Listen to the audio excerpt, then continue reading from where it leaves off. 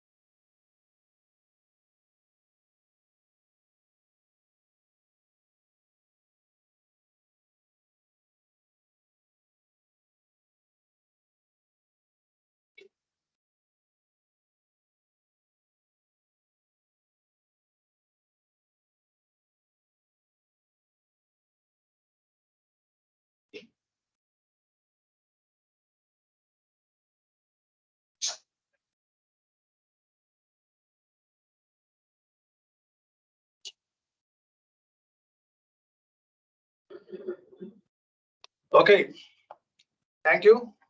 Once again, good afternoon, good morning, those who are joining from the different regions. Thank you for joining us today. Welcome to today's webinar. Topic is a roadmap to reliability engineering, brought to you by Spectransys.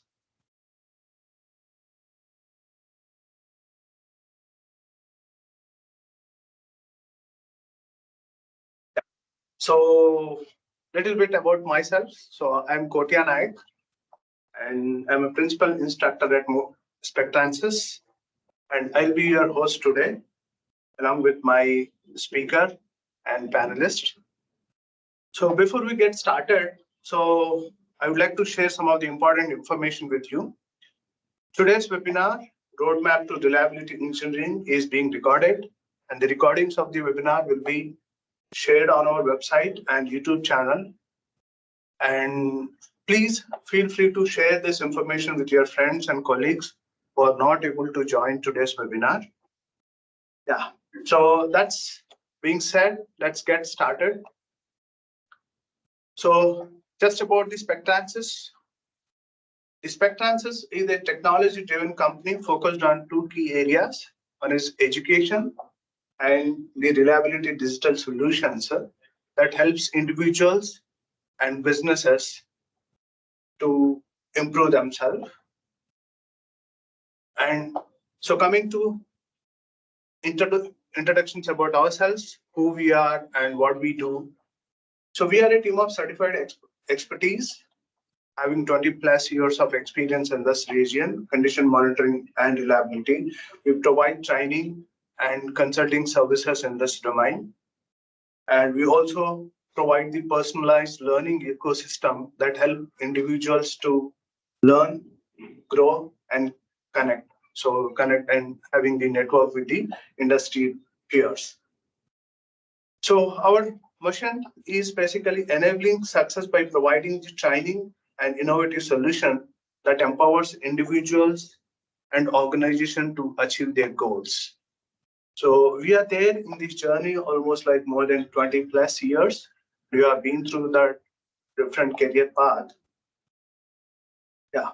And what we see in this journey, so with the recent, the AI technologies disruptions, as we feel that, like there are more automated and digitized jobs, but also you see that the other side of the education is also falling short of hands-on experience, those who are come out of the colleges.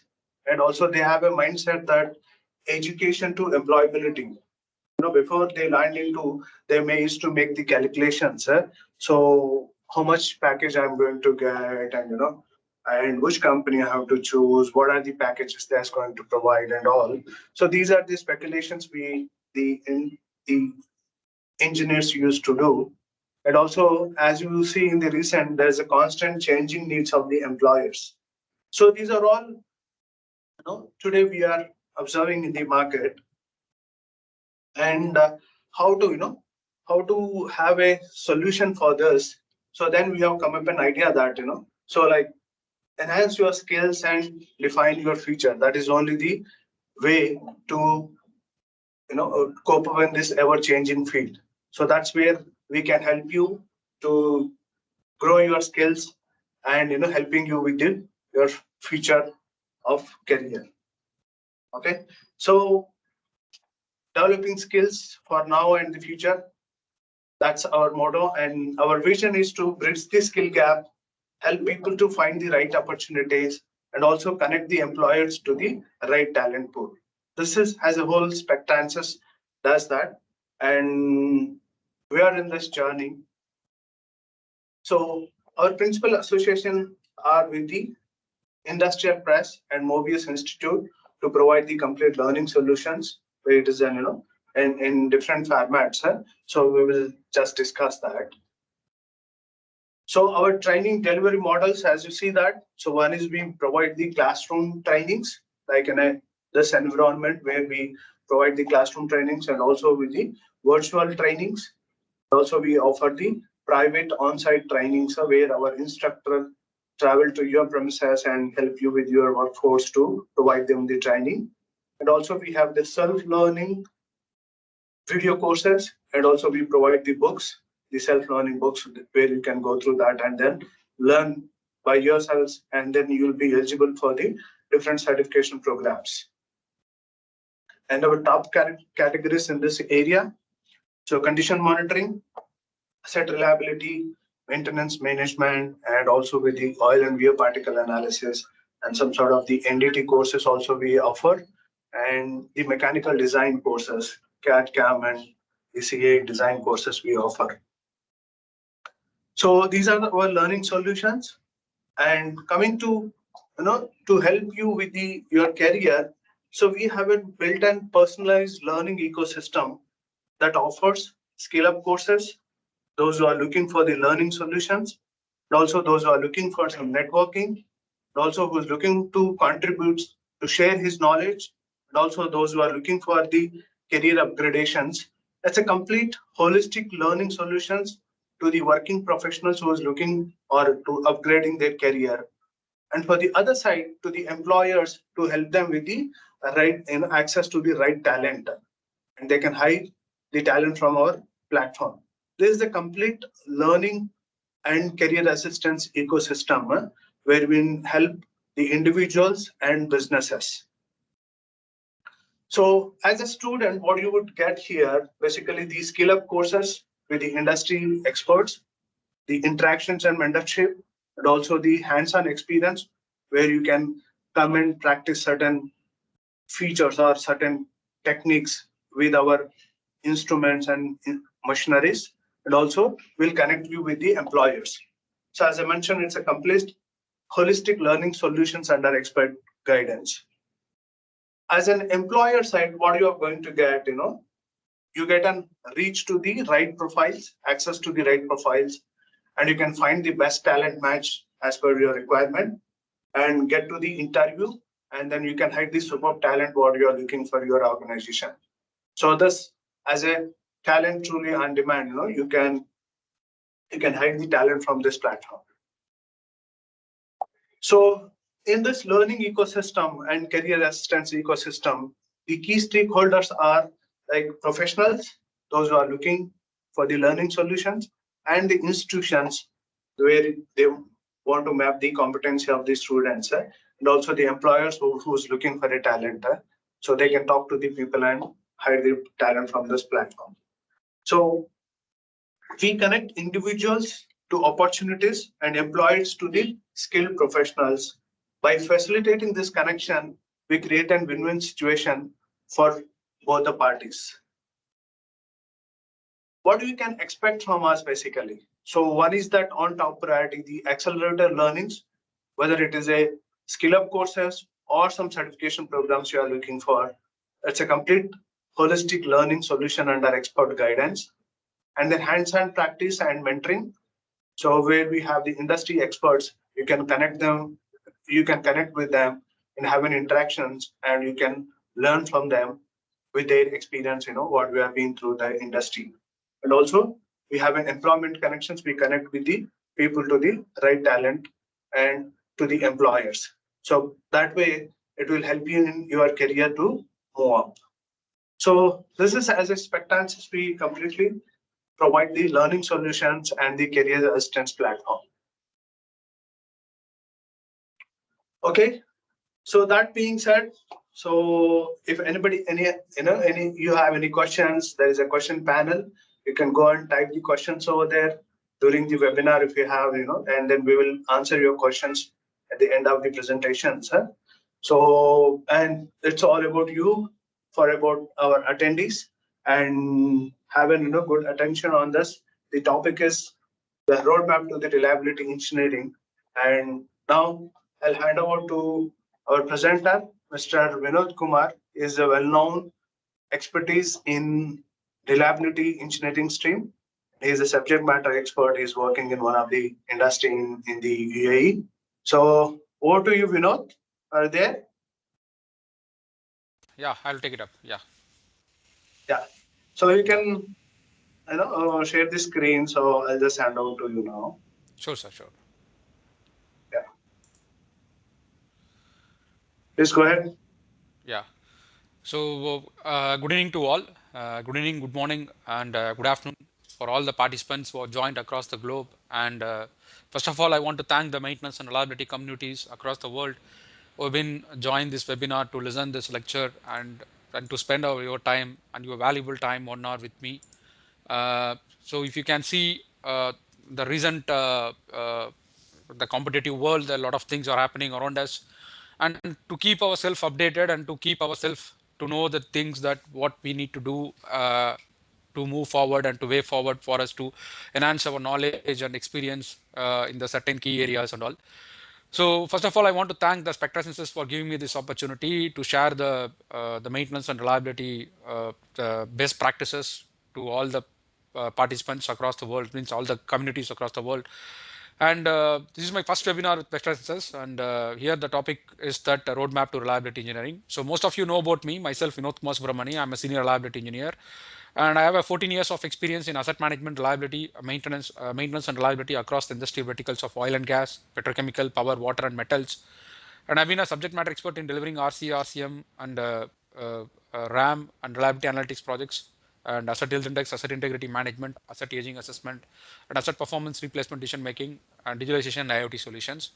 Basically, I'm an asset management professional to drive the implementation of asset management policies, strategies, and operation and maintenance optimization projects, asset information strategies, CMMS and spare parts optimization. So these are all the areas we've been there, and I've been associated. I've been working it for the last 13 to 14 years of my job. The customers I served in the past are GCC's top aluminum smelters and the world largest petrochemical complex, and the leading transmission dispatch companies. So I've been associated with this community, the maintenance and reliability community, for last around 6 to 7 years in delivering webinars on various platforms like Upkeep, Mobius, and now with the Spectransys. So here, my objective of this webinar is to give an enhancement on or give an insight or knowledge about reliability engineering and the roadmap to reliability engineering. So I will take you to the journey. So the today's agenda, the webinar, the topic is roadmap to reliability engineering. So here we discuss about the maintenance strategies throughout the asset life cycle and the reliability key definitions and metrics, reliability, availability, and maintainability, and so what are the skills or skill set necessary for us to be groom ourselves as a maintenance and reliability professional to deliver our goals for our organization. So here, let us go to the presentation part here. So the first slide here, you can see the roadmap to reliability engineering. So here we need to clearly understand that if you take any plant or any industry across the industrial verticals, so we have a asset life cycle. The life cycle of an asset starts from the exploring opportunity, that why we need an asset. So the first we try to frame a strategy and a plan that we look for why we need an asset, and then we go for exploring that. So if you want to build any new plant, or if you want to go for any putting up a new industry, it may be a manufacturing or oil and gas or a process plant. The general thing, the most generic thing is to look for the strategy and the plan in the first phase of the asset life cycle. Then we go for selection of assets. So the selection of assets will go for evaluating the design. So from the design perspective, we look for a design memorandum, design specifications, design calculations. So all those things will start in the yearly feed phase that we call front end engineering phase. So once it has been done and we get through it, and we go for a creation and a procurement, and then operation maintenance, and then a disposal strategy. So then we go for disposal at the end of life cycle. So there are various decisions we've been taking up in the different stages of the asset life cycle. Here you can find the graph here, the business impact versus the time. So you can see the first stage of the asset life cycle will be the investment decision. So where we are putting our most of our time and our efforts to select the right asset in line with the design, in line with purchase, construction, and commissioning. So most of our efforts will go here in the first stage of the asset life cycle. So here we if we commit any mistake in the first stage of the asset life cycle, we are going to have a higher risk in the operation phase, that is OPEX phase. The operation expenditure is going to increase, as well as the risk and the minor changes related to the CapEx also will go to be that. Our objective is to have a maximum asset health utilization benefits. That's the one reason that we are talking about reliability engineering, predictive maintenance, asset management. So whatever the tools and technologies we have, and our objective is to improve the asset health and the utilization benefits over a period of time. But we can see it, this is the first phase of the asset life cycle, as I told you that. Then once this phase is completed, we'll go for the next phase of the asset life cycle, that called wind-up phase. The wind-up phase is a very, means if you can ask me, that is a very important phase of the asset life cycle, where we, the reliability engineers, the predictive maintenance professionals, maintenance engineers. So most of us will support the organization in this phase to drive the business decisions and to make the decisions, the operation and maintenance decisions. We can call it as critical decisions. So where we take it up the normal operation maintenance practices are inlined within the asset life cycle or not. So here we take a decision that whether we need to go for new inspection, maintenance, or refurbishment needs and all. So this is a very important phase of the asset life cycle. We call from the maintenance and liability community perspective, where we can improve the asset health utilization benefits over a period of time. So then the last phase of the asset life cycle, we call it as the abandon phase, that is retire capacity. So you all know that one. Everyone's life cycle starts with a cradle to graveyard. The cradle to graveyard. You can tell that whenever a new baby born, we take the baby and we keep it on the cradle. So when baby grows and it reaches the life 5 years, 10 years, or 15 years, or 20 years, and then once we reach 70 or 80 years, the normal human lifespan. So we once our lifespan got expired, we'll be put on the graveyard. The same year for the asset also. So the main motto or the concept behind it is try to understand that the cradle to graveyard, it's a complete asset life cycle for any organization. So even for a human or for an asset, it starts from the cradle to graveyard. So see, when asset reaches the end of life cycle, here that the renewal, refurbishment, and disposal decisions takes place, where we can take the degradation, obsolescence, and demand change comes into the picture. So our role as a maintenance and reliability professionals, most of us will focus on the asset health and utilization benefits, and we need to utilize the benefits of an asset over a period of time as much as we can. So there are different decisions, the different decisions we have been taking on during the operation and maintenance phase, with the help of tools and technologies, with while we are doing a proactive or a predictive or a preventive maintenance. So whatever the maintenance, we are doing it, and we are taking all the decisions in the O&M phase. But remember one thing: the mistake you commit in this phase is going to create this graph or this line to go and up. We don't want this line to go up, and we want this line to keep it as minimum as possible. Because the business impact in the CapEx phase, whatever the business impact you commit here, the mistake we commit here, we are going to face we are going to have a lot of changes, a lot of risk changes, a lot of effects changes, and a lot of capex changes to come over a period of time. See, as a maintenance and reliability professional, we are more focused in the operation maintenance decision and renewal refurbishment and disposal decision, as well as the asset obsolescence decision. So most of you know about an asset obsolescence, I think so.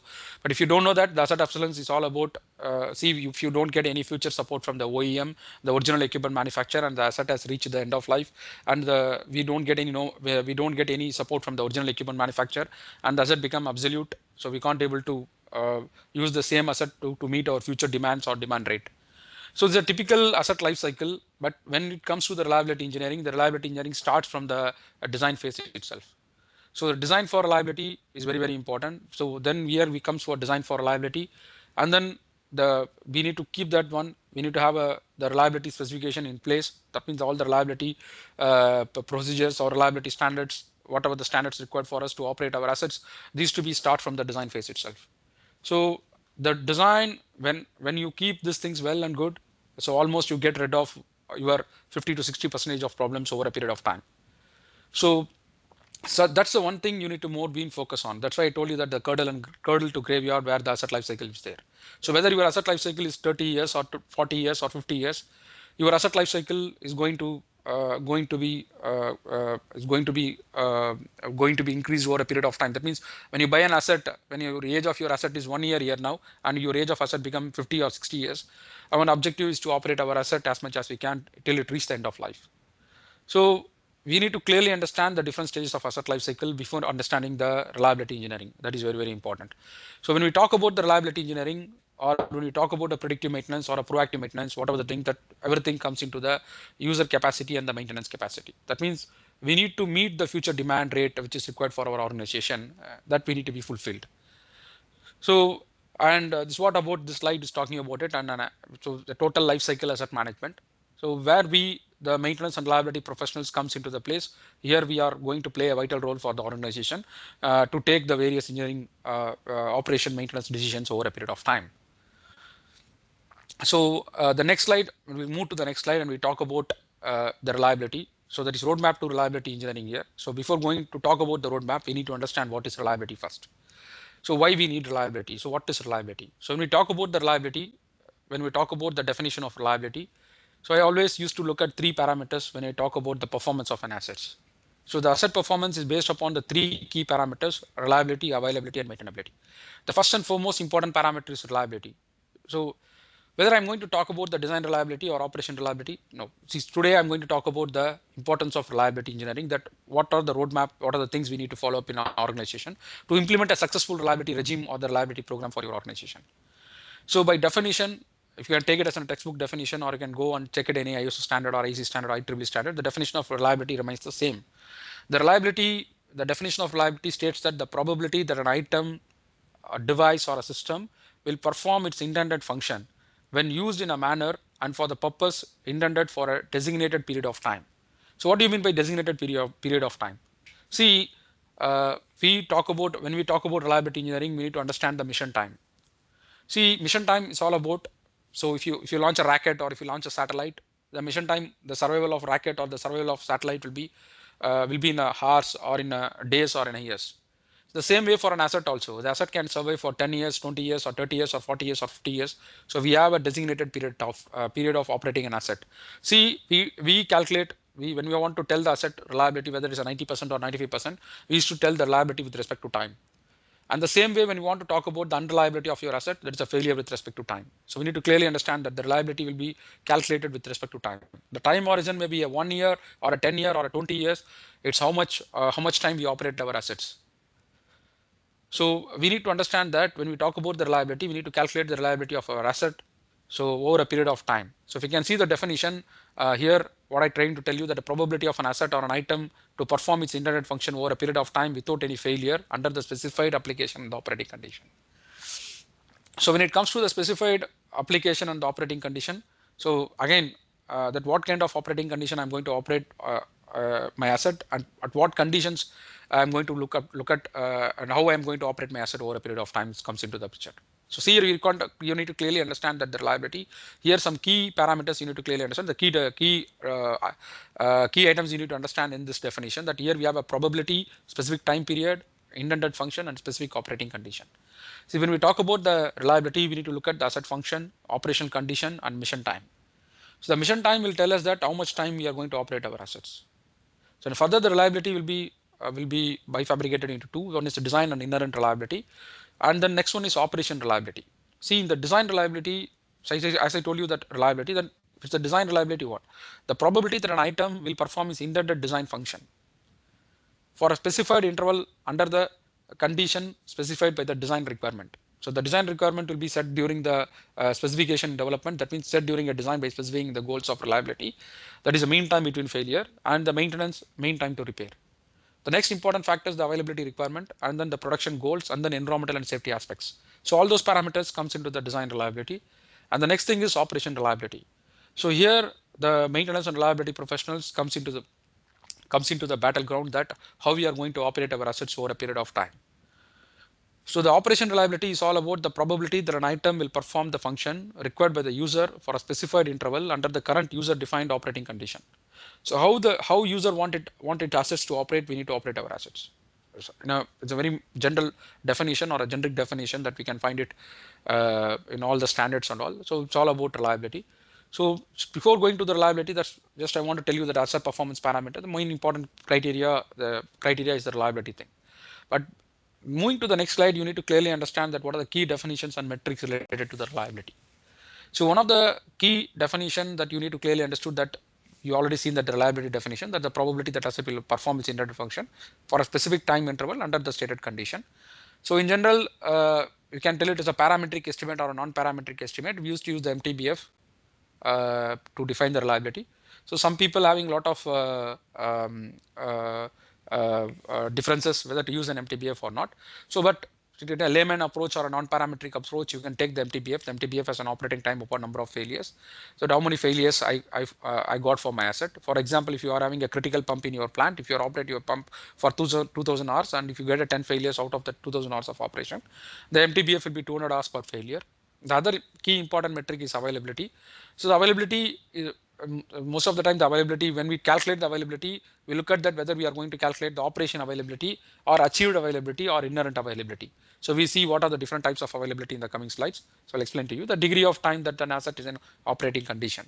So the availability will focus on the time in operation, and upon the time in operation plus the downtime. It's a formula, we use it for inherent reliability calculation. Suppose I have a pump that my pump is operated for 8,000 hours, and my pump is down for 760 hours. So the availability will be around 91.3%. The same way for maintainability, when we look at the maintainability, so an asset ability to be restored and repaired. And how quickly I can dismantle my asset and I can assemble back my asset to the operating condition with the help of the maintenance resource and the procedures. So like the procedure here means what will be my standard maintenance procedure, standard work procedure, or a job plan. So I took it at, I have all these things in my place in my organization, and I can do the maintenance on my asset as soon as possible. Suppose the same pump I got, pump has got two repairs. First repair took 10 hours and second repair took 20 hours.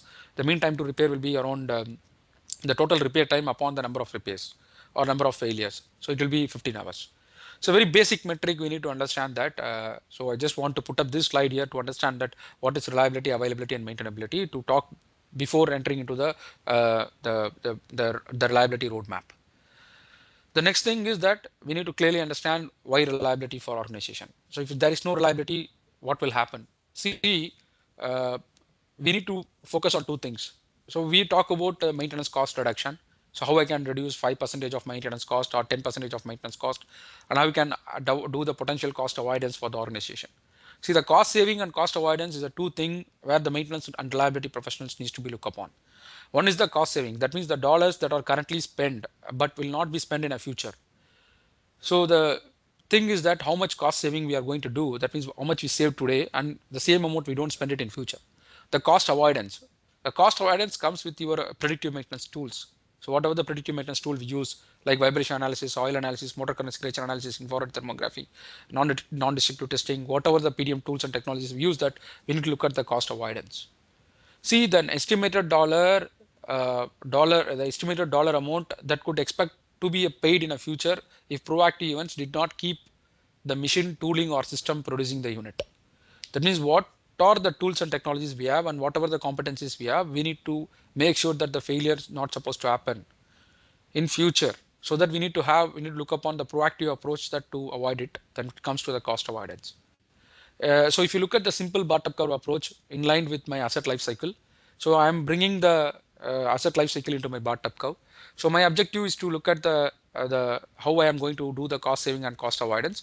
So I'm plotting the simple bottom curve. So this is my theoretical bottom curve. So this is my theoretical bottom curve. So you know about the bathtub curve. So here a simple bathtub I put it upon here for your understanding. So the bathtub curve is drawn between the two things. On the y-axis you can see the failure rate. On the x-axis you can see the time. The time period may be 3 years or 10 years or 20 years. So my objective is to avoid the yearly failures as well as the constant yearly failures as well as the random failures. I need to improve the performance of my asset over a period of time. So this is a theoretical bottom curve, but this is a theoretical bottom curve what we read in textbooks or any standards and all. So but a practical bottom curve needs to be looked like that. The first phase of the bottom curve is infant mortality. My objective is to decrease the infant mortality with a better design, maintenance, execution standards. That is very important. And then I want to reduce the random failures. So how I can reduce my random failures? The random failures reduced by the periodic condition monitoring, inspection, and performance monitoring. So then I need to prevent the aging by proper preventive maintenance strategy. Proper preventive maintenance strategy, we call it as preventive and predictive maintenance strategy. You can take it as, and better equipment replacement plan and better equipment design modification over a period of time. So I want my asset to operate like this. I don't want my asset to operate like this. So if you ask me that I want to enhance the performance of my asset, I need to reduce the unserved unit. I need to maintain my asset with proper maintenance strategy and proper maintenance philosophy, and I need to enhance the maintenance over a period of time. That means I need to get the output from my asset as much as possible. That means I need to utilize the entire benefits of my asset over a period of time. See, most of the maintenance reliability professional will comes into the picture here, and they're given an opportunity to perform the maintenance on the asset. So they'll be not involved in the infant mortality phase.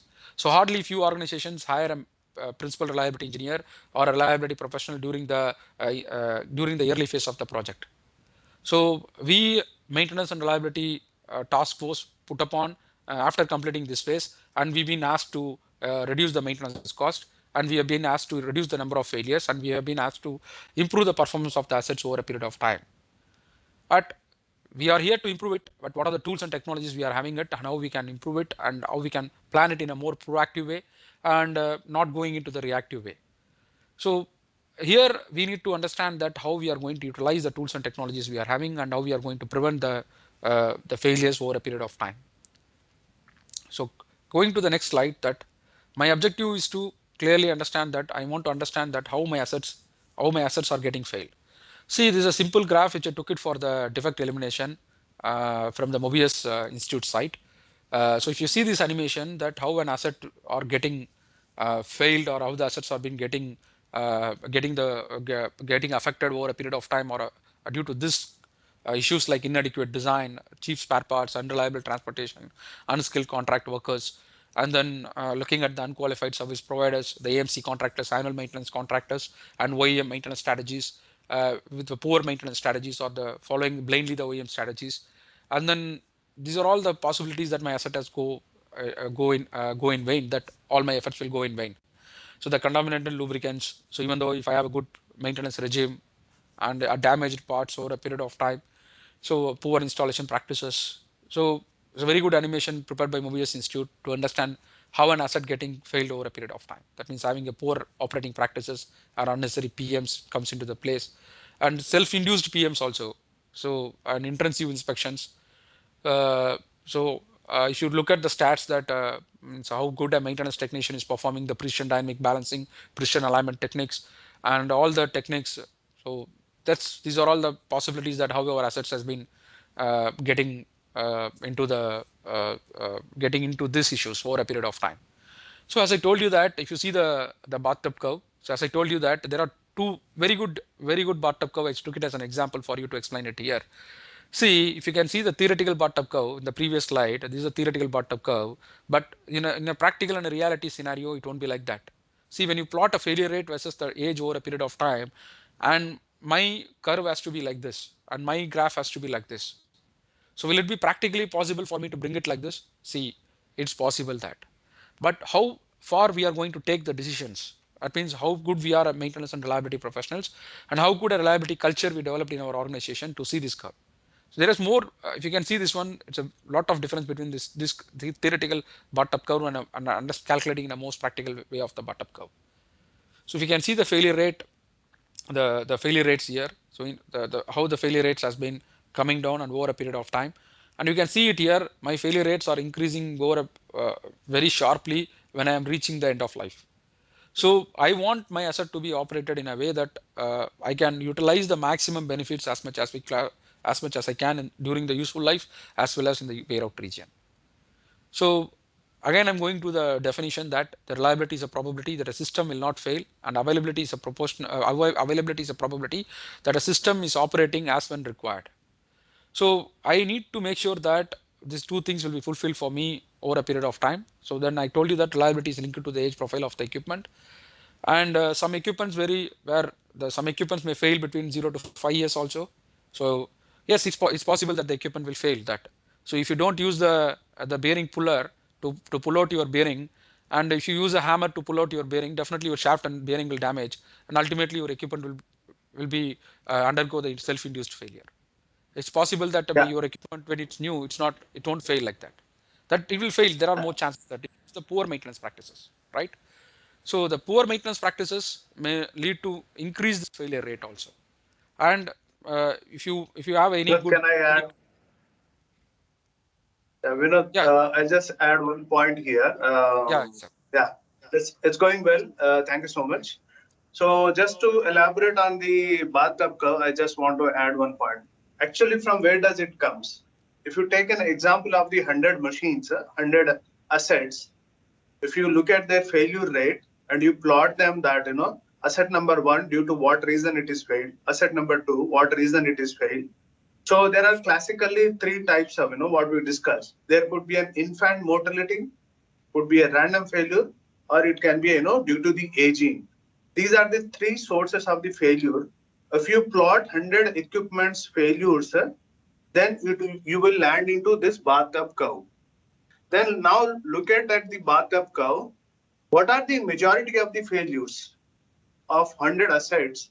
Whether the majority is from the infant failure, or the majority is the random failure, or the majority is from the wear out region, that is the age failure. Based on that, you have to adapt your maintenance technologies where it can, reduce those majority of the failure. Say example, you have the more infant mortality failures. That means this is due to the, the while you are mounting the bearing or while you are installing the equipment, the work has not been done properly. So that comes into the, your infant mortality failures. And if there are random failures, then you need to adapt your condition monitoring technologies to inspect them regularly, monitor them, understand their conditions, and accordingly to take the corrective action so that the random failures can be minimized. Again, you have to have, the another region, that is wear out region, that is the age failures. If there are more age failures, what you can do basically, you can optimize your preventive maintenance program, you know, following the OEM suggestions, following the way, the failure patterns, then you can minimize those your age failures. By that way, you can extend the analyzing the failures and taking the corrective actions. By that way, you can extend the life of the equipment. That is the whole concept of the bathtub curve. And thank you, Vinod, and let's go ahead. Yeah, yeah. So, yeah. So, as Kotea sir has told that, so we need to understand that how we are going to look at the performance of our assets over a period of time. So, what the previous slide has been clearly explained to you that how we are going to decrease the infant mortality, where we can tell that beta is less than 1. Beta we call it as a J factor. When beta is less than 1, how we are going to decrease it, and when beta is equal to 1, that's a random failure, how we are going to decrease it, and beta is greater than 1, how we are going to prevent the aging failures related to my asset. So, as a maintenance and reliability professional, I need to understand, I need to improve the MTBF of my asset. See, I'm as a operator of asset. So take an example, I'm the owner of an asset or I'm a client of an asset, or if you have been reporting to an operator or a client for an asset, no one want to see the frequent failures happening on your asset. So take an example that you get every 3 months of failure, every 6 months of failure, every 1 year of failure, and the people won't listen the failures which is repeatedly happening on the assets. So we need to clearly understand that two factors. We need to understand that how we are going to bring that the reliability linked parameters into it. And one is the MTBF. The MTBF, we know that MTBF, we can calculate it. So we need to understand that the MTBF of an asset, how we are going to calculate it. Know the total operating time upon number of failures. So you can understand how we can calculate that MTBF. And the same way, the availability of your assets, the inherent availability of the assets.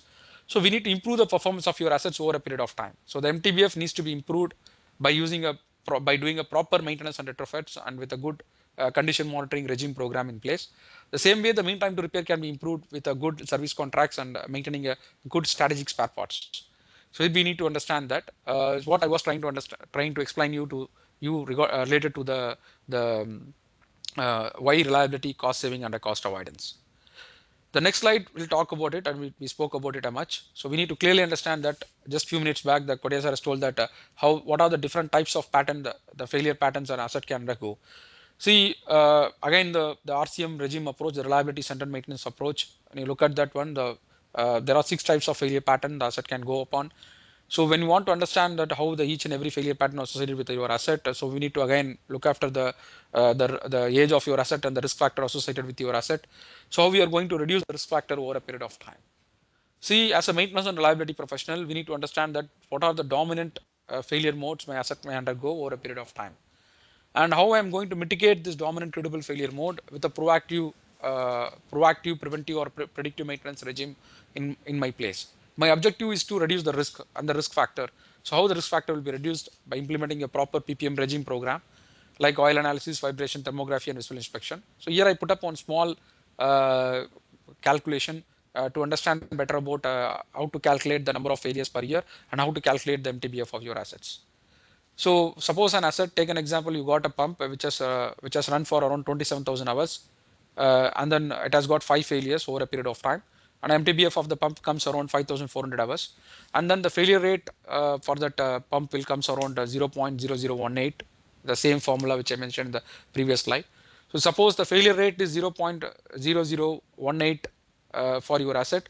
So I need to understand that how many failures per year I got over a period of time. You know, the per year we have around 365 days into 24 hours. We have got around 8,760 hours. So if I operate my asset for 8,760 hours per year, and I may get a failures of around 1.58 failures per year. So that means I have a 1.58 failures per year. So as a maintenance and reliability professional, we need to understand that how we need to calculate the number of failures per year on my asset. And we need to understand that how we can calculate the failure rate on our asset and how we can calculate the MTBF on our asset. So why we are learning this? We are learning this to plot this graph. That is our ultimate objective of this webinar. If you know how to calculate the failure rate with respect to in line with your asset, the age of your asset, the age profile of your asset, so we need to clearly understand that if you can able to calculate the failure rate and the age profile of your asset, and definitely you are able to plot the bottom curve by yourself. So all you need is that you need to know how to calculate how many failures per year you have got, so over a period of time, and how much failure rate associated with your asset over a period of time. See, if you take 100 pumps, so you know that we need to know how many pumps are survived without any failure and how many pumps are failed over a period of time. See, when we talk about the failure, it's all about failure with respect to time that we call unreliability. And when we talk about the survivors, we call it as reliability with respect to time. So for any asset, we need to clearly understand, if you take any asset, from an asset level, we need to understand. So we have an asset called cooling fan. Inside the cooling fan, we have a component called fan motor, and the fan motor may have a dominant credible failure mode. So the fan motor have an electrical failure mode, mechanical failure mode. Uh, so if you take up the electrical failure mode of a motor can fail because of air gap variation, stator rotor faults, misalignment, lack of lubrication in the bearing, and the winding faults, insulation resistance faults. There are a lot of faults the motor can undergo. The same way when you take the fan, if the fan has got a bearing, so if the fan bearings have been fan has been mounted on the plumber block bearings, and a bearing failure can happen because of lack of lubrication. So we need to understand that what are the dominant credible failure mode associated with my asset and how this failure mode is going to affect my asset over a period of time. That is very, very important. So as a maintenance and reliability professional, from the RCM approach, the reliability centered maintenance approach, your asset may fail, asset may follow the bottom curve pattern or a wear out pattern or a fatigue pattern, or initial break-in period pattern or a random pattern or the infant mortality pattern. So if you take the failures related to the asset, some of the failures may be age related and some of the failures are random in nature. But our objective is to reduce the risk factor, that the risk associated with the failure and the risk associated with our asset, that we need to bring it down. See, our objective is to reduce the risk factor. That means what is the likelihood of the failure on the asset as well as the consequence of the failure. See, the consequence remains the same. So our objective is to reduce the likelihood of failure. So if you reduce the likelihood of failure, so if you try to reduce the probability of failure, definitely you are going to improve the reliability and the reliability performance of your asset over a period of time. So here it comes the risk, and the slides mostly we spoke about the equipment failure patterns to understand the roadmap towards your journey for reliability engineering. On the next slide, we're going to talk about the availability. So far we spoke about the reliability, bottom curve and the failure pattern. So now we need to understand the availability. See, we all know about an availability, right? So every one of you know about an availability. But as a user of the plant, so which availability I've been more focused on? See, availability is further classified into three types. One is inherent availability, and then operation availability, and then we have achieved availability. So as a maintenance and reliability professional, I'm more focused on operation availability because I need to consider the preventive maintenance and corrective maintenance delays for my asset when I perform the maintenance activity. See, as a user of an asset, I need to focus more on the operation availability and improving the operation availability on my assets. So when it comes to the availability definition, by definition, the percentage of time that an asset is capable of performing is inherent function. It's all about uptime plus downtime. So availability equal to MTBF upon MTBF plus MTTR. So the availability equal to uptime upon uptime plus downtime. So here you can see that it is a function of how long an asset worked before failure and how long it takes for asset to restore it back.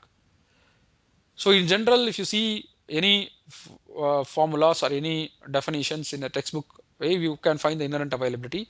The inherent availability equal to MTBF upon MTBF plus MTTR, that is mean time between failure upon mean time between failure plus mean time to repair. That's a classic definition determined by design that we use it for inherent reliability calculation.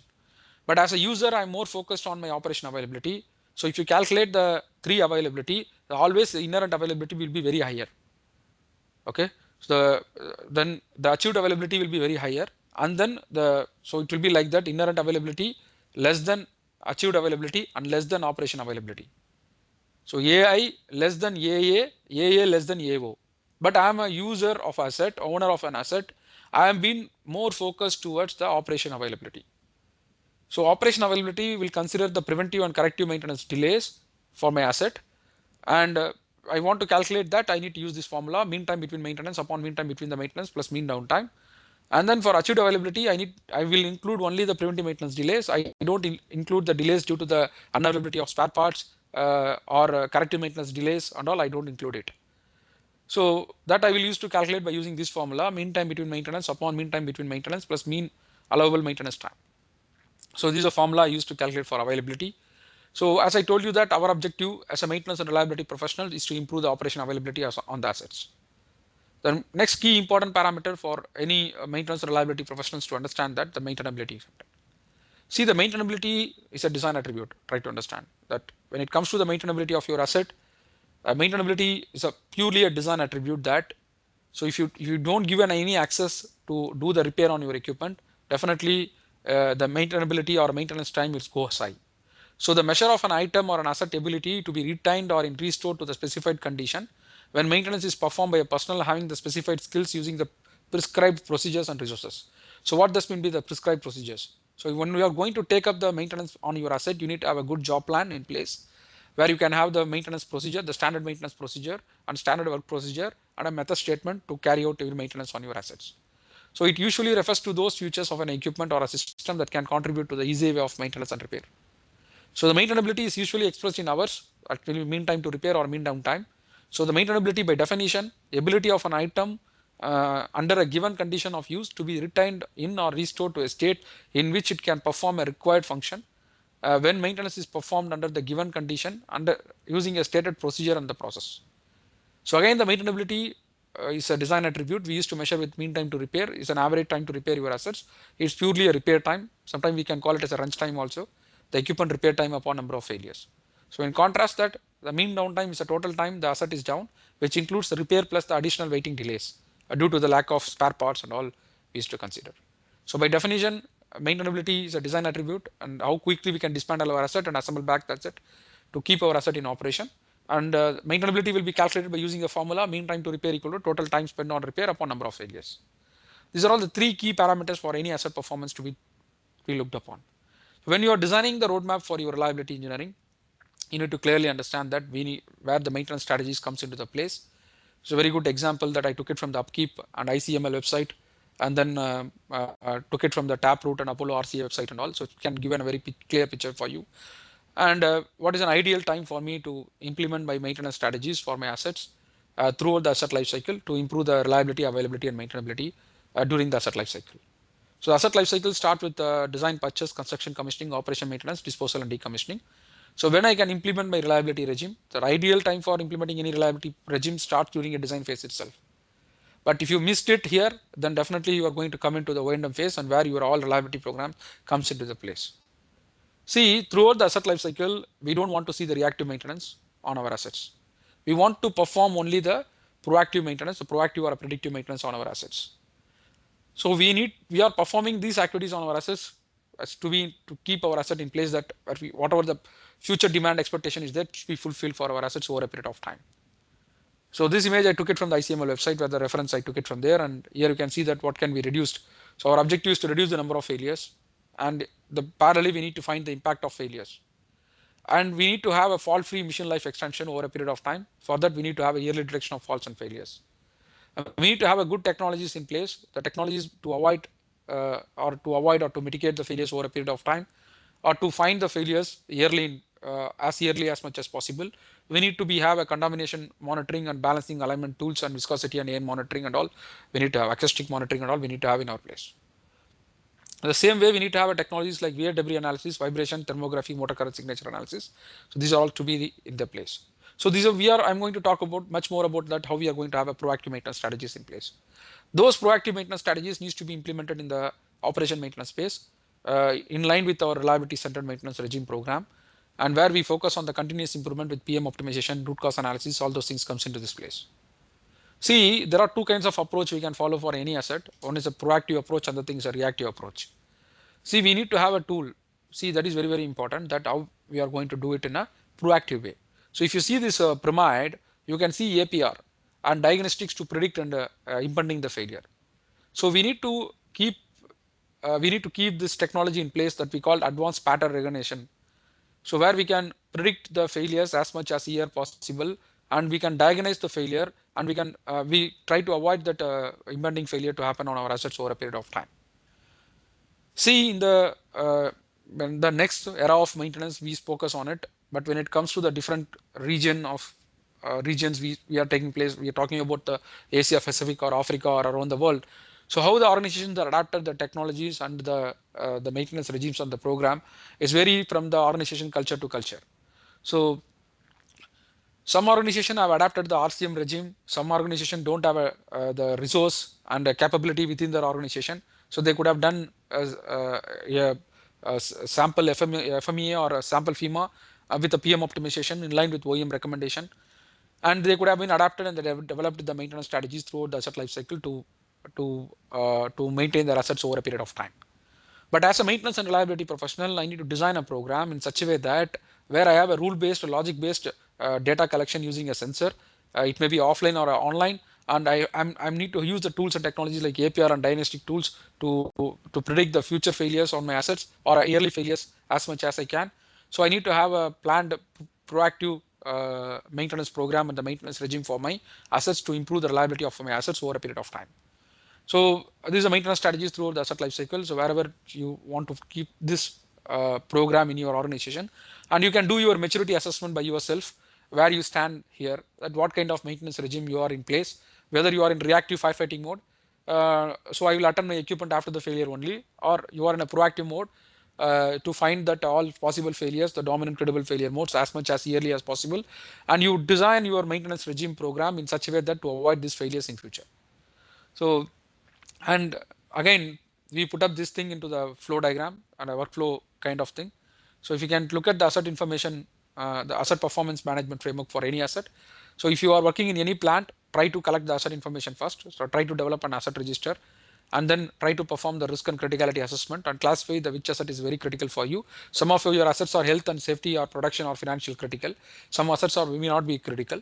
And so try to classify the assets based on the risk level 1 or risk level 2 or risk level 3. So here at risk level 1 means A critical asset, risk level 2 means B critical asset, and risk level 3 is C critical assets. Try to perform the criticality assessment. Then once you've done the criticality assessment, then you go for developing your the reliability program for your assets or maintenance and reliability program in line with your asset performance management program framework. So see here, there are two things we need to do. One is we can develop a program. That means whenever whatever the methodology we are developing, we are putting in the place. So whatever the program we put in the place, we do it before the failure. We take it as a proactive approach like RCM, FMEA, or risk-based inspection for the assets. So mostly for all our rotating assets, we do the RCM and FMEA methodology, and for our stationary assets, we go for RBA approach. So if you are into oil and gas, so if you are not into oil and gas, you take only these two approach and leave this RBA approach for you. So then we developed our proactive recommendations and we implement the proactive recommendations in our CMMS system. So for a continuous improvement, we do RCA. So after the failure, we do RCA and we try to bring out the recommendations and we try to implement those recommendations to avoid those failures to be happen in future. We always used to track the corrective actions work history that we call failure history of your assets, and we always to keep the bad actors to find out the bad actors as much as we can. So again, if you put up into the reliability framework map, the roadmap to the reliability maintenance, the first and foremost step, you need to prepare the mastery asset list to identify the assets which are all critical assets for you. Then perform the criticality assessment, asset criticality assessment to prioritize your assets, whether your asset is A or B or a C critical. So then you started implementing your reliability program set it. Where you don't have a reliability engineer in place and try to go for optimizing your program in line with your existing maintenance and predictive maintenance professionals. Try to optimize your PM program and a PM regime. So parallelly, a continuous improvement program, RCA also in place, the root cause analysis also in place to determine the failures. So it's a closed loop program for a continuous improvement program. And then find out the critical spare parts, the spare parts analysis, and analyze the critical spare parts which is required for your organization.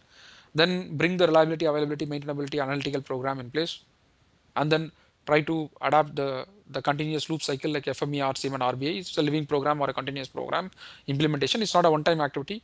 So you can try to implement these programs in the organization to drive your reliability journey for your organization over a period of time. So the roadmap of reliability engineering will come place. So how we have framework this webinar also. We spoke about the reliability, then we spoke about the equipment failure patterns, we spoke about the availability and the maintainability, and then we spoke about the various stages of asset life cycle, and from the various stages of asset life cycle, how we are going to design our reliability based maintenance program. So the reliability analysis outcome. So if you are adapting at the reliability analytical program, so you have the upcoming webinars will talk about how to develop the reliability analysis outcomes, like how to arrive the probability plot versus unreliability versus the time to failures, and failure rate versus time, and the risk priority number, the probability of failure, severity and occurrence and reduction of the failure. So how much RPN numbers you have reduced over a period of time, and we talk about the unreliability versus time over a period of time. These are all the various reliability analysis outcome. So just we started our roadmap to reliability engineering with this first webinar session. So in future webinars, we'll try to cover all the topics, how to prepare a master asset list and asset criticality ranking and prioritization and preventive maintenance program optimization and root cause analysis and RCM and RBI and RAM program and spare parts analysis and analysis of spare parts. So your future webinars also will be going through this pattern. So we'll try to give the enlightenment for you on each topics in coming days. So this is overall the reliability based maintenance regime. The first you need to take out the asset list and identify the critical assets, then develop the criticality ranking regime, and then start your PM optimization program and RCM, FME, and RBA program. Then keep your analytical programs in regime and perform the spare parts analytics in program parallelly. Okay. So then next, these are the reliability analysis outcomes, and from here I've been finishing my topic, finishing my webinar. So if you want to be a reliability engineer, or if you want to be the role of reliability engineer, we need to translate that the asset reliability practitioner. This all the reference we took it from the asset reliability practitioner program, which is designed by Mobius Institute, and then the asset reliability practitioner into the specific practical activities to fill the gap. So if you want to become the maintenance and if you want to be a reliability engineer for your organization, you need to have the knowledge and capabilities on performing the asset criticality analysis and bad actor study and asset strategies, plans development using RCM, FME, and PM optimization, and having a good knowledge on asset health and assessment and condition monitoring, and making a critical decisions during the capital expenditure and operating expenditure and the financial decision making process, and then RAM analysis and life cycle cost analysis. It's a continuous program, so you want to fill this gap in a more proactive way. So if you want to become the reliability engineer, so we need to focus on all these things. So the role of reliability engineer in optimizing the asset strategies and business improvement. So if you are a reliability engineer, you need to prevent the failures by facilitating the asset tactic development and optimization process. You need to lead the process to identify the potential failure modes, identify the functional failure modes, and define the potential and the dominant failure modes, failure mechanisms, cost probabilities, and consequence, and facilitate the process to select the optimum maintenance tactics and develop the CBM techniques based on the PF curve, and then analyze the performance and maintenance and reliability data and benchmark the data and benchmark the key performance indicators against the similar operation, and try to use the life cycle cost analysis and equipment annual cost to support your repair and replace decision, and use the cost model to optimize the spare parts and stock holding, and try to develop the program for your critical assets and maintenance strategies and technology upgrades for your assets for midlife and overhauling and over a period of time for refurbishment and renewals. So these are the critical role the reliability engineers are performing in your day-to-day operation in the industries. And the role of maintenance reliability engineer. So if you are an entry level role of maintenance and reliability engineer going to take part your journey in the maintenance and reliability engineering, you need to have a knowledge to identify and solve the root causes of reliability problem by managing the defect elimination process on a site. So I showed you one animation related to the defect elimination. What are the defects may occur on a asset over a period of time. So from here, I'm going to wind up and I'm going this now. Kodia sir will take up the presentation to explain to you that how we want to have a journey towards the reliability engineering. Great. Thank you, Vinod. It has been through the, from basics to all the, the process, how to get into the, the core reliability engineering. Yeah. So you can keep the slide, that next slide which comes, that is about the different reliability, the reliability programs or trainings which we offer. So can you help me to share? Yeah. Thank you. Thank you so much. So yeah, so where all it comes from, basically to need the consistent learning. So the Mobius has developed, there are the 3 levels of courses, that is the ARPA, ARPE, and ARPL. The reliability advocate and reliability engineer and reliability program leader. So basically somebody who's, graduating from condition monitoring towards the reliability, for them, to understand the basics of the reliability, like about, all the bathtub curve, different maintenance strategies, and also about the basics of, maintainability, availability, and reliability, and also about the basic, the kind of a variable analysis, Pareto analysis, and some of the basics of the reliability. Somebody who has to understand, start their journey towards the reliability, then the reliability, advocate would be a good choice for them. And reliability engineer who does the analysis of all the assets, preparing a master list, doing the FMEA, and doing the the complete analysis of the data, includes the Pareto analysis, variable analysis, and also the the RPN and different data analysis. So that somebody who is working on the reliability data, so that for them it is the reliability engineer, somebody who has a more than 2 to 3 years of experience in the reliability, not just in the condition monitoring, in reliability. So who can start the, or who can gain the knowledge through the reliability engineer program. Similarly, who manages the complete reliability program, who is responsible for leading the program and training the people, those who can get the, get through the reliability program leader. And I heard that, why we need to have the 3 levels? Why don't we have just one certification which talks about reliability? Okay. So people used to ask me questions several times this, and you have, like vibration analyst category 1, 2, 3, 4. Why we have that? Because, the people work in the organization at a different levels. Okay. And they have a different experience and different, the level of knowledge which they have. is to have a good recognition, correct recognition for their knowledge and experience. That's where the different levels of programs it comes into.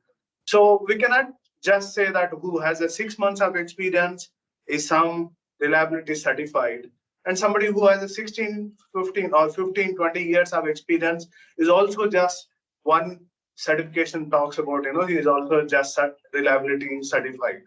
We cannot do that. Okay. So somebody who has a more knowledge, more experience, their recognition to be something that, is a reliability leader, who manages the program and who leads the reliability program, and also who trains the people, and we also, involves the different stakeholders in the reliability program. Somebody who is just starting his reliability career, or who is towards the reliability journey, he can be a reliability advocate.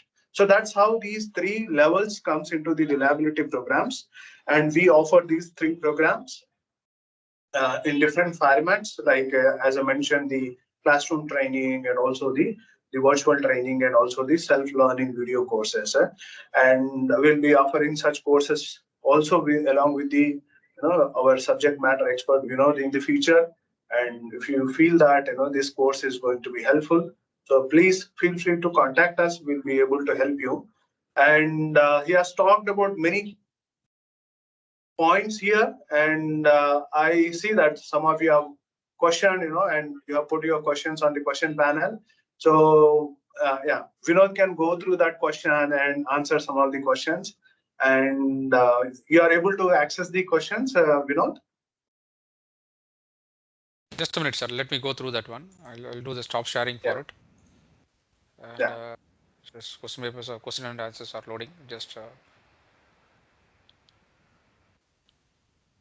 You want me to help, so I can yeah, help yeah. you. This is one question from Ishwar Dutt Sharma. How to Yeah, differentiate the failures in infant mortality, aging, and aging failure categories? Yeah, you can. Have you seen this slide? The slide number.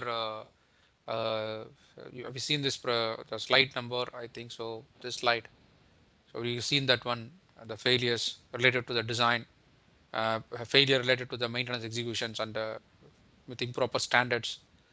And these failures, where you can see that one, the yearly failures, the infant mortality failures, we can look it upon on the sets. correct. When it comes to the Right after the installation, yeah, yes, right after the installation, or right after the maintenance work is being carried out, if the failure occurs, so that failure is considered as an infant mortality. So it means the proper installation is not being done, or proper mounting of the bearing is not being done, and alignment has not done properly. Soon after that maintenance work, if you start the equipment, it fails. So that's called the infant mortality. And whereas come the the aging failure, say example in our car, the car tires. Car yes, tires, that is, the lifetime is 40,000 kilometers or 3 years. So that's the aging failure. If the failure is happened before that, that's the failure is like kind of a random failure comes into that. After 3 years or after 40,000 kilometers, it is being failed. So it comes under your aging failure.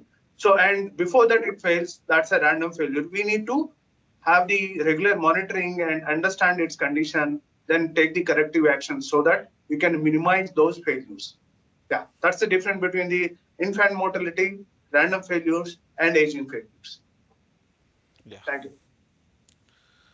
So the next Yeah. question, Any other yeah, questions? yeah. This is a question from Mr. How to decide to know whether my equipment is in which phase, infant atom or when it is, how to identify the bad actors? Yes, see, if you want to identify the bad actors, again, you need to understand how to perform the bad actor analysis. See, you need to understand what are your vital few failures and what are your useful many failures. Again, either you need to follow the approach of Pareto model, and we'll talk about how to identify bad actors and all in coming webinars. So you need to look at your failure data, the last 3 to 5 years of failure data. You need to look at the failure data, and we need to clearly understand that failure data, and we need to clearly understand that how many failures are happened, which failures are very important for me. You know that the 20% may lead to the 80% of the performance of your assets and the issues. So we need to know how to identify that 20 to 80 ratios. I need to identify the vital few failures and useful many failures with your 12 months of failure data or 36 months of failure data. You need to plot it and you need to find out the Pareto model. Then if you build a Pareto model, definitely you can identify the failure modes. So that's it, sir. Yeah, I think so. Which the other question has been answered by sir. How to decide know whether my equipment in which phase, that we have answered with our car tire example. Yeah. So any other question? So please type your questions, and that will be better. Uh, so if you use the question and answer option, that will be better.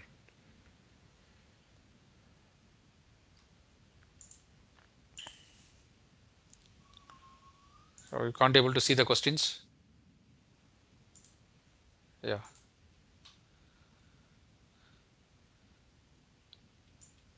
Yeah, it's other question from the Mahendra Prabhu Subramani. Is the infant mortality covered by the equipment or a manufacturer guarantee? See, so how you designed your service level agreement is going to play that vital role, right? If you design your service level agreement, if your service level agreement, based on your service level agreement and based on your SLA, that you are, for example, if you take a mechanical seal, the OEM or warranty will give you 1 year, 1 year of manufacturing guarantee for a mechanical seal. But if you take a mean life of your mechanical seal, it has to stay for 3 years.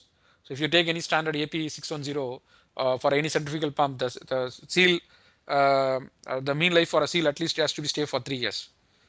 And if your asset has crossed more than 1 year, definitely depend on your service level agreement how you framed out with the OEM. From the OEM, you bought your asset, so he's going to decide that one, right? Yeah, I think it's been answered for you. Any other questions? Yeah. There are some questions in the chat box. You can just check the Vinod. So if there Yeah, are, yeah, yes, if yes, can be yes. answered, yeah. So we have got a lot of questions. I am seeing only the latest questions. Just I will go to the Okay. first question. Yeah, yeah. I just wanted to know if I just wanted to know if you share the slides or PDF. After that, we don't have to write the notes. You will get the recordings. So please watch the recording. Yeah. Please watch the recording. So how to differentiate this has been answered, and so how to decide that this also answered. Uh, which is better, FMEA or RCM? Again, it's depend upon your resource. So FMEA is a very extensive approach. You need to cover all the potential failure modes for your assets. It's a very time consuming process. But even though with an RCM study, also depend on the expertise and the people, how you've been hired and how you develop your culture. So it won't take much time. If you ask me, you can use both the approaches. So whichever applicable for your organization. But if you do it, it will be better. So how to differentiate this also we answered, and FMEA is a part of RCM. FMEA we do it at a component level, and we don't do it FMEA at a system level. Try to understand that FMEA we go at each and every component part, and RCM we do it at a system level. So you need to learn that how the RCM will be study will be done. RCM study will be done at a system level. So RCM we focus on the system level study program, and say there is some steps we follow during the FMEA, during the RCM, and we follow it at a system level, not at a component level. So how to decide where we need to we need FMEA or we need RCM? See, it's up to you, your organization program, your time, resource, money, that how much you spend it. Based on that, you will understand that. How to decide when we do FMEA or no, that's not based on the criticality or collecting an FMEA. So that is a phase that we identify the critical assets first, and first we develop develop the asset register. Then we identify the critical assets. So which asset is critical, A, B, C of that, we classify it. C, we perform the system level criticality assessment, and we perform the asset level criticality assessment. We do RCM for a system level criticality assessment. That will be covered in a future webinar, so you will understand it. And how to decide whether my equipment is also answered. Okay, that are there any tools which can be used to simulation to get reliability result? Yes, obviously you need a lot of tools and softwares. You need a lot of tools to use it for reliability analysis. There are a lot of reliability analytical tools to calculate the probability distribution study, the probability distribution analysis. We need to do the reliability analytics by using the Weibull modeling, reliability growth modeling, and Monte Carlo simulation, Margot modeling. There are a lot of softwares and tools are available. Just we started our first webinar with a roadmap to reliability engineering. Yes, we need to have used a lot of simulation on the tools. We need to use it. And how organization culture impact the roadmap to reliability? It's definitely, if you need to, first of all, you need to have a change management program. If you lack a change management program, it's very difficult for you to have a roadmap. So first of all, you need to bring the change management program in your organization and develop the reliability culture, educate your people, train your people.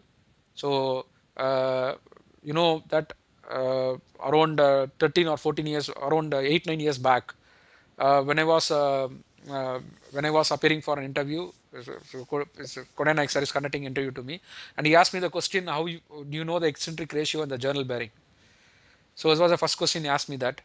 So then the eccentric ratio is very important in the journal bearing. So how many people we trained in our organization, and how many people in our organization know how to perform precision alignment? How many people in our organization know precision dynamic balancing? And how many people in our organization know how to check the axial float and radial float in the asset? See, first of all, you need to train and educate them. We need to motivate them. First of all, we need to develop the culture from the shop floor. See, if you don't develop the reliability culture from the shop floor, a lot of maintenance technician doesn't know how to check the shaft runout when they dismantle the pump. So when you dismantle the pump, you need to take out the shaft, you need to put on the V block, and we need to put a dial indicator to check the shaft runout. So how we are educating them, how we are empowering them. See, we need a lot of motivation. So in order to implement the best practices in our organization, the people who work with us, they need to know about current plant level technology, the current plant technology, what they are dealing with it, and how they are going to maintain the asset with the current plant level technologies. Get your maintenance techs and trade persons trained in all the best precision maintenance techniques like precision alignment, balancing, and laser alignment, and all those things. See, if you can't able to train and empower the people, and if you can't able to motivate them, and definitely it is going to impact your reliability roadmap and your reliability journey. So we need to see that we need to calculate the return on investment on that also, how we are going to train and empower the people. So first thing is that you need to educate them, motivate them, train them using the precision maintenance skills. So how many people knows how to dismantle the bearing properly with the help of bearing pullers, and how to put the bearing with the help of induction heater, and how much temperature we need to maintain it. What are the basic maintenance skills and we need to follow? See, try to build the things from the shop floor. Then things will follow for you, and your culture won't be get affected. Yeah, So yes, the that's great, certification. Vinod. So yeah, I think So it's there are a lot of questions have come through questions. that, and it's very difficult to answer all of the questions. So definitely these And questions will be answered for. Yeah, yeah, sure, sir, sure. Yeah, a lot of questions, sir. Yeah, yeah, a lot of questions. yeah, Means all your questions will be taken upon. We will answer those questions in our in the LinkedIn page. I will try to take out and we'll answer this one. So you asked me how to yeah, calculate beta value and all. I can't teach you variable analysis in the one webinar. You asked me how to calculate beta value. So we need to, and yeah, what is the, yeah, so you have been asked a lot of questions like impact of reliability with respect to culture. Stay connected. This is our first webinar. All these topics will be covered in coming days.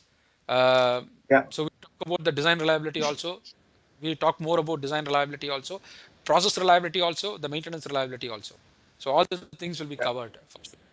I have around near about 20, 25 questions to answer. So slowly, I will try to post it with the Spectransys LinkedIn page. You will get it. Follow the LinkedIn page. You will learn more about reliability engineering and CVM techniques. That is very important. Yeah. So that's good. Like we are already past the time, so like the 15 minutes more we took. Yeah. And thank you so much, guys, for participating in this webinar. And there will be future webinars and collaborating with the Vinod and other the industry experts. So we'll be conducting these webinars. And thank you to connect you all. And we'll share the certificate as well. As somebody was mentioned the question as well. Say, would you share the certificate? Yes, the webinar attendance certificate will be shared with you. And there will be future webinars, and stay tuned with us, and you'll hear more from us. And also there are a lot of courses happening. So the reliability and other condition monitoring technology courses are happening. So look out in LinkedIn and follow our page. So we'll be with you. Thank you all, and have a great evening. See you soon again. Bye. Thank you, Anna. Thank you so much. Thank you, sir. Thank you. Yeah.